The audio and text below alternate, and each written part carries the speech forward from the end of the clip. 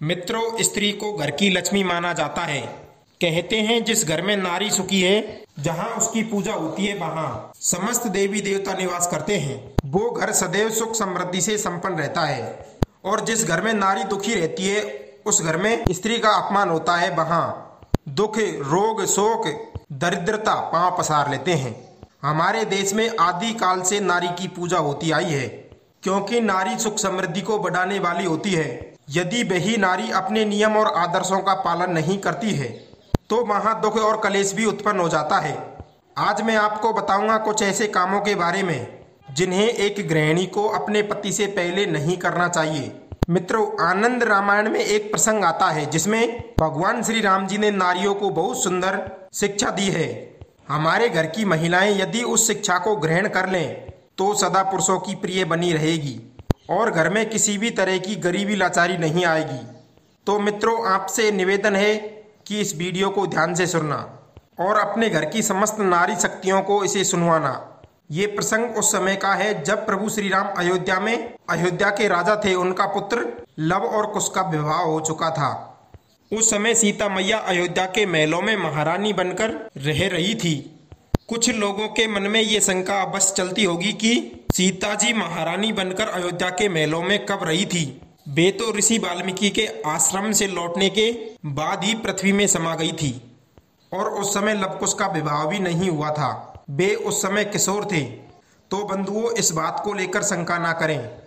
प्रभु श्री राम का अवतार एक ही बार नहीं हुआ है, बल्कि हर कल्प में श्री राम का अवतार होता है। गोस्वामी तुलसीदास जी ने भी कहा है कि कल्प कल्प प्रभु अवतरहि, चार चरित्र नाना विध करहि। यह कथा अन्य कल्प की है जिसमें मैया सीता पृथ्वी में समाती है और प्रभु राम उन्हें पृथ्वी से वापस मांग लेते हैं। इस कल्प में त्रेता युग में भगवान श्री राम ने 11,000 वर्ष तक अयोध्या में राज्य किया था। जब प्रभु श्री राम जी के दोनों पुत्र लव और कुश का विवाह हो गया था, तो एक दिन उनके समध्याने से कुछ भेंटें आई थी। सुंदर सुंदर फूलों से और फलों से सजी हुई टोकरियां थी। भगवान श्री राम ने उन टोकरियों में से कुछ टोकरियां माता सीता जी के पास महल में भेज दी और कुछ टोकरी अपने भाई बंधुओं में बांट दी। मित्रों, हुआ ये कि सीता मैया के पास जो टोकरी गई थी, उनमें से एक टोकरी को सीता माता खोलकर देखती है। उन्होंने देखा कि टोकरी में कमल के फूल, सुंदर सुंदर पुष्प रखे हुए थे। माता सीता जी ने उनमें से एक कमल का पुष्प उठाया और उसे सूंघने लगी। उन्होंने ये नहीं सोचा कि अभी तक इन फूलों की सुगंध मेरे स्वामी ने नहीं ली है, तो मैं कैसे ले लूं। ना उन्होंने उस फूल को भगवान श्री राम जी को अर्पित किया, उससे पहले ही सूंघने लगी। इसे आप या तो सीता मैया की भूल समझ सकते हो या फिर जगत को शिक्षा देने के लिए उनकी एक नई लीला समझ लो। प्रिय बंधुओं, क्योंकि मित्रों, ईश्वर से कभी भूल नहीं बनती। यदि वे कोई भूल दिखा रहे हैं तो उसका मतलब भी मानव जाति को सचेत करना है। जैसे मैया सीता ने पंचवटी पर रावण के मांगने पर भिक्षा लेकर आई, उन्होंने नारी जाति को ये शिक्षा दी, यदि कोई साधु संत भूखा प्यासा दीनहीन अपने द्वार पर आए तो उसे निराश मत लौटाओ। साथ ही साथ उन्होंने लक्ष्मण रेखा को पार करके ये भी बताया कि किसी साधु वेशधारी पर विश्वास करके अपना सुरक्षा कवच तोड़कर अपने घर से मत निकलो, क्योंकि साधु के वेश में भी कोई शैतान हो सकता है। वे स्वयं जगदम्बा थी। वो ये जानती थी कि ये साधु नहीं, कोई छलिया है। फिर भी जगत की नारियों को शिक्षा देने के लिए उन्होंने ये लीला रची। प्रिय बंधुओं, जब सीता मैया अपने महल में बैठी कमल को सूंघ रही थी, उस समय अंतर्यामी श्री राम भगवान अपने दरबार में बैठे हुए ये दृश्य देख रहे थे। उन्होंने बार बार इस बात पर विचार किया कि जनक नंदिनी सीता जी के इस कार्य से संसार की नारियों को क्या संदेश जाएगा। मेरे सूंघे बिना ही कमल पुष्प सूंघ लिया। एक शीलवती पतिव्रता स्त्री में ये गुण नहीं होने चाहिए। कोई स्वादिष्ट पकवान या सुंदर पदार्थ यदि पति से पहले खाना ही है तो पहले पति को अर्पण करके या उससे आज्ञा लेकर ग्रहण कर सकती है। इससे पति के अनादर का दोष नहीं लगेगा। एक स्त्री को पृथ्वी की तरह संतोषी और सहनशील होना चाहिए, क्योंकि सबको खिलाने का काम भी नारी का ही होता है। इसलिए नारी महान है जो सबको भोजन पानी की चिंता रखती है। कहते हैं जिस घर में स्त्री नहीं होती वहां के लोगों को पेट भर के भोजन का सुख भी नहीं मिलता। इसलिए कहते हैं कि नारी के बिना घर घर नहीं होता। एक नारी ही घर को सजाती है, इसलिए उसे गृहिणी कहा जाता है।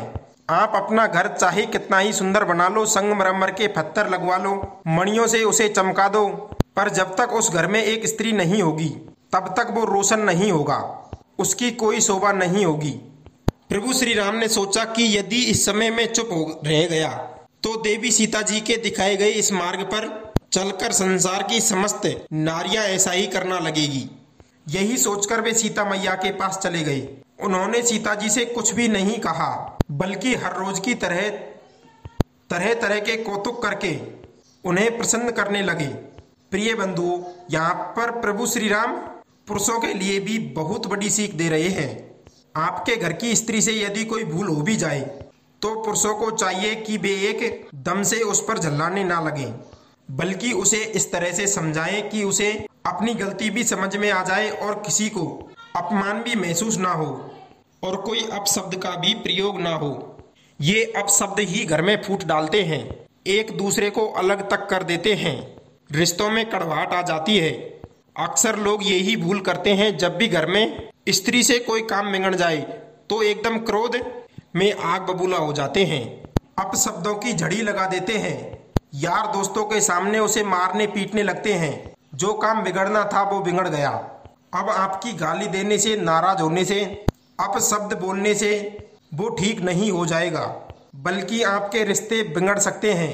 उचित यही है कि आप गलती करने वाले को इस तरह से समझाएं कि उसे बुरा भी ना लगे और उसे अपनी भूल का एहसास भी हो जाए, जैसा कि प्रभु श्री राम ने सीता मैया को समझाया था। राम जी ने सीता माता को कैसे समझाया था, आइए आगे समझते हैं। जब प्रभु श्री राम सीता माता के पास जाकर बैठ गए, उनसे हंसी दिल लगी की बातें करने लगे। सीता मैया ने भी व्रत में आई हुई उन टोकरियों को राम जी के आगे रख दिया। प्रभु श्री राम ने उनमें से कुछ फल निकाले और स्वयं खाने लगे और देवी सीता जी को भी दे दिए। भगवान राम ने उस बात की चर्चा नहीं की कि तुमने हमारे सूंघने से पहले फूल क्यों सूंघ लिए। मित्रों, धीरे धीरे कई दिन बीत गई। एक दिन सीता मैया ने एकादशी का व्रत किया था और द्वादशी के दिन वे तुलसी के बगीचे में गई। वहां जाकर उन्होंने तुलसी की पूजा की और उसकी परिक्रमा की। एकादशी का व्रत रखने के कारण उनके शरीर में कुछ थकावट सी थी। इस कारण उनके साड़ी के पल्लू में फंसकर तुलसी का एक पत्ता टूटकर पृथ्वी पर गिर पड़ा था। द्वादशी के दिन उस तुलसी के पत्ते को टूटा हुआ देखकर सीता मैया ने सोचा, ओहो, मैंने बड़ा भारी अपराध कर डाला। यह सोचकर वो कुछ भयभीत सी हो गई और उन्होंने उस पत्ते को उठाकर प्रणाम करके और उसे उसी बगीचे में फेंक दिया और चुपचाप महल में लौट आई। मित्रों, संयोग से उसी दिन नारद मुनि भी भगवान श्री राम के महल में पधारे हुए थे। प्रभु श्री राम ने नारद जी का खूब आदर सत्कार किया और उन्हें आसन पर बैठाया। राम जी ने सीता मैया से भोजन परोसने के लिए कहा। माता सीता ने 2 थालियों में भोजन परोस दिया। एक थाली प्रभु श्री राम के आगे रख दी, दूसरी थाली नारद मुनि के आगे रखने को चली। उसी समय नारद मुनि कहने लगे, हे माता, मुझे क्षमा करना, आज मैं तुम्हारा परोसा हुआ अन्न नहीं खा सकता, क्योंकि आज आपने एक बहुत बड़ा भारी पाप कर दिया है।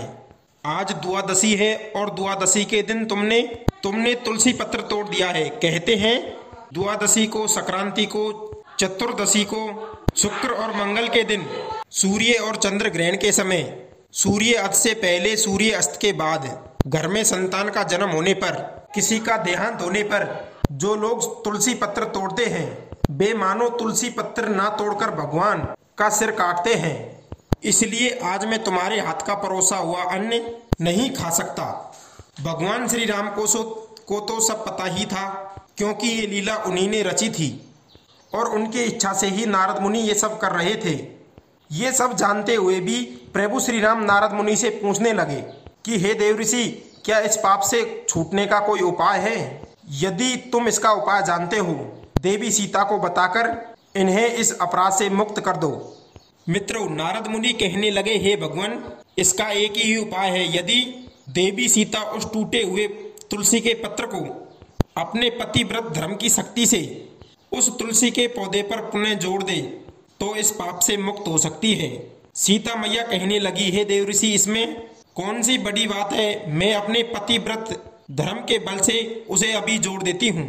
मित्रों, इतना कहकर सीता मैया पुनः उस तुलसी के बगीचे में गई और टूटे हुए तुलसी के पौधे को प्रणाम करती हुई भक्ति पूर्वक उससे कहने लगी कि हे तुलसी, यदि मुझ में पतिव्रता का बल हो तो ये टूटा हुआ पत्र फिर तुम्हारे अंक से जुड़ जाए। मित्रों, ऐसा कहकर जब सीता मैया ने सामने देखा तो वो तुलसी का पत्ता जुड़ा ही नहीं था। यह देखकर सीता मैया को बड़ा ही दुख हुआ और सोचने लगी, ऐसा मैंने कौन सा पति का अप्रिय कार्य कर दिया जो मेरे सतीत्व की शक्ति भी लुप्त हो गई। वे बड़ी दुखी थी। नारद मुनि ने देखा कि माता सीता बड़ी दुखी है, तब वे उनके पास गए और उन्हें एकांत में ले जाकर समझाने लगे, हे माते, इस तुलसी पत्र के न जुड़ने का कारण है कि आपने प्रभु श्री राम से पहले कमल पुष्प की सुगंध ली है। पतिव्रता स्त्रियों को चाहिए कि उनके पति ने हर्षपूर्वक सुगंध न ली हो तो स्वयं भी किसी पुष्प आदि की सुगंध न लें। अब तो तुम एक काम करो, तुलसी पत्र से ये कहो, हे तुलसी पत्र, यदि उस कमल पुष्प को सूंघने के अतिरिक्त यदि मैंने कभी पति का निरादर नहीं किया है तो तुम अपने टूटे हुए स्थान पर जुड़ जाओ। मित्रों, नारद के कहने पर सीता मैया ने फिर से तुलसी पत्र के पास जाकर प्रार्थना की और कहा, हे तुलसी पत्र, कमल पुष्प सूंघने के अतिरिक्त यदि मुझसे कभी पति का निरादर नहीं हुआ है तो तुम जुड़ जाओ।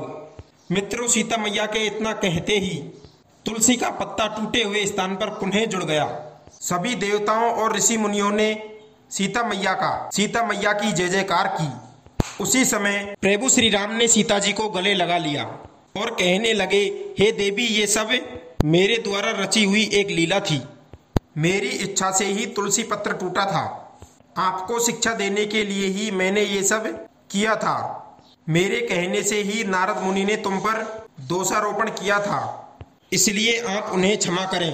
समस्त नारी जाति को मैंने तुम्हारे माध्यम से शिक्षा दी है कि वे अपने अपने पतियों को अलग करके स्वयं भोगों का उपभोग ना करें, क्योंकि धर्म की स्थापना करने के लिए, सज्जनों की रक्षा करने और दुष्टों का विनाश करने के लिए ही मैंने ये अवतार लिया है।